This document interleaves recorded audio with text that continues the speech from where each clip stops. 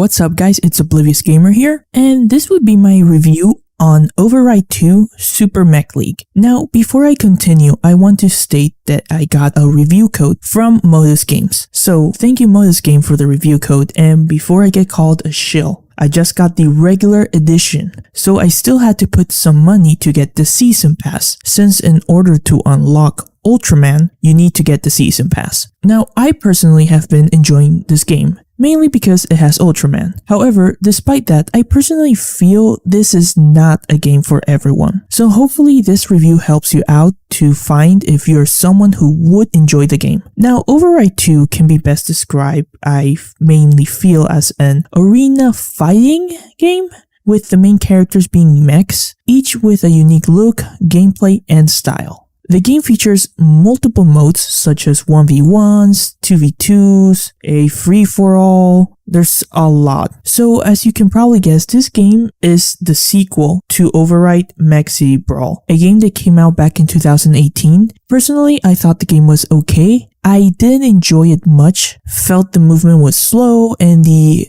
arenas were big but pointless when it came to its size. Now, for this sequel, I feel they did fix some of the things, but I overall still feel the movement is a little slow. When the game starts, you will be in the menu, which your options are quick play, leagues, versus, training, garage, and options. Now, quick play, as it sounds, is just a way for you to get into a quick match online against people, and all of the mechs are unlocked. Then you have leagues, which has like a pseudo story mode, I guess, where at the beginning you meet a character named Zoe and she becomes your manager, with your goal being to become the best mech pilot and reach the top. Occasionally Zoe pops in thereafter like matches and like sometimes tells a story or just compliments how well you have been doing, but that's mainly it when it comes to interactions with her. Now, this mode is a little interesting because the way it works is you have to fight in matches, and they're divided in categories such as Control League, Xenoswarm League, Solo League, Party League, and many more. Now, some of these leagues are just classic modes such as 1v1s or 2v2s, or a free-for-all. Then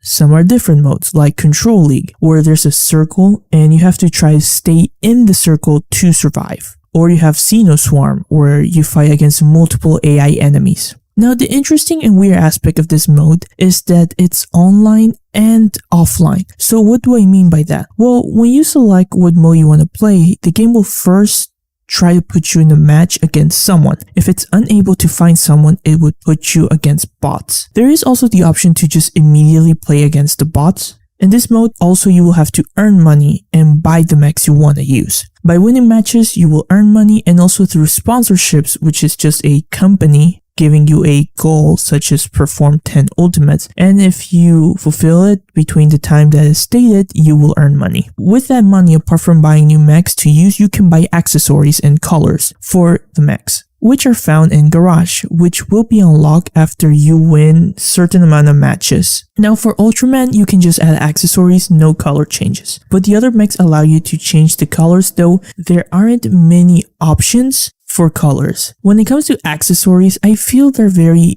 underwhelming. Maybe it's just me, but I feel a lot of these accessories are just very goofy and are not something I would want to put in a mech. For me, I want my mech to look cool. And like I said, I don't feel these accessories achieve this, but hey, this is just my personal taste. Maybe for you, it's something you enjoy. You also have Versus, where, as stated, you can set up matches against bots or your friends. There's also a training mode where you can select a mech and practice there, and options, and that basically summarizes what you have when you start the game. Now, when it comes to gameplay, the control scheme I would say is interesting. So how it works is right bumper is strong punch, right trigger is strong kick, left bumper is weak punch, and left trigger is weak kick. You can do combos such as weak punch, weak kick, and strong kick followed by a special. Each character has like 4 specials or powerful moves, which are performed by pressing 2 buttons at the same time. As an example, pressing right bumper and left bumper at the same time can be a projectile, or pressing left bumper and left trigger at the same time can do a specific move. Each mech having different moves to use, and some very unique. For example, the mech Aura has a projectile that when you throw it, it stays there and it fires like an energy field. And if the opponent is close to it, it will hit him. So this move can be perfect for situations such as when you're pushing an enemy to a corner and you just throw it at them, and then as they're backing off, they immediately get hit by it because of the energy field. Ultraman has 2 projectiles, one which is chargeable. Baiken has a projectile that is capable of stunning opponents, and it can hit multiple opponents at the same time. So it's great in situations such as 2v1s. Like, I can go on and on about how unique some of the moves are, and they are tailored to the mech, which I think is one of the strongest aspects of this game, that each mech doesn't feel like a copy-paste and they're all unique. Not just in gameplay but in design. Then you have your ultimates, which can be used when the bar below your health is charged enough, which the way you charge it is by standing inside a circle that will appear from time to time during matches. For movement, you have jump and dash, which again, movement can overall feel a bit slow. I personally would prefer quicker movement like in Virtual On or Extreme vs Maxi Boost On, and have maybe some sort of stamina bar to not overuse too much the movement. Just a personal opinion here. You also have a block button and a grab button. Now, when it comes to the matches, as I said before, there are different variations of the game modes like 1v1s, 2v2s, some party modes like Control. The arenas don't tend to be big. Some have interesting things to them. Like one has lava, which can hurt you if you step on it. Another one has like this rotating stage that can fire a beam and hit you. You also have one that's like constantly changing in height that can be very helpful when you corner opponents because they can't run away. There's really a lot of variety with the arenas that I personally enjoy, and I feel this adds to the game to make it more interesting. So I think this is an improvement from the stages they had in the first game. Plus, there's some interactivity in them, like there's one where you can jump on a platform and it takes you to a higher area with objects that you can throw to the enemies. Also, weapons will be dropped in the arena, ranging from swords to grenade launchers, which can be very useful and helpful in the match. Again, I feel this makes the matches more interesting and fun. There are more than 20 mechs in the game, so there's really a lot here to try and play. Each mech have its own unique style, so there's a lot to choose from. Personally, I think the gameplay overall can be really fun. Of course, this part is subjective and up to each individual, but I enjoy trying different moves, seeing what combos work, and trying out different mechs and see if I end up liking them. For online matches, I would say I'm a little mixed about them. Some connections have been good, but it has been very far in between to get a match with someone. And maybe it's due to the platform that I'm playing in, which is the PS5, as I'm not aware if the game has any sort of crossplay, which I think if it doesn't, they should try to add it because it would benefit a niche game like this one.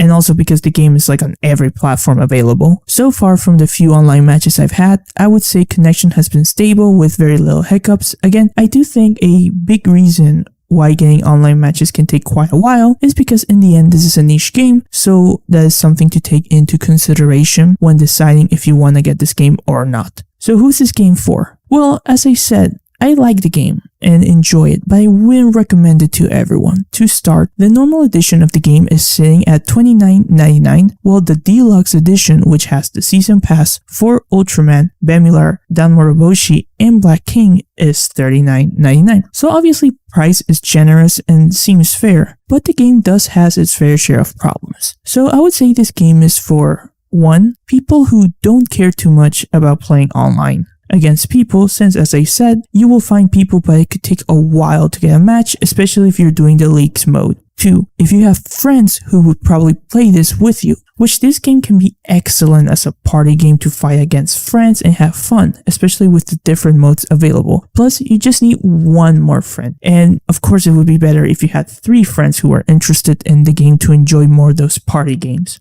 And finally, 3. If you're a fan of Ultraman. Because to be honest, there aren't many Ultraman games, especially for current gen or games available in the West. So at least in this game, I can play as Ultraman and some of the characters of the franchise. And I think that's one of the things I really like about the game because I'm a fan of Ultraman. And I enjoy how the game plays, so I'm having a good time. However, if you don't fall in neither of the categories I mentioned, then I would say wait for a sale, since you probably won't enjoy it too much, which is fine. Plus, with holiday sales, you might find other games you're truly interested in, despite this game being either $30 or $40. Personally, as I said, I'm very happy with what I played, and I will be looking forward for the addition of the next characters in the Season Pass. So what are your thoughts, guys? This has been Oblivious Gamer, and I hope you'll have a wonderful day or night wherever you are.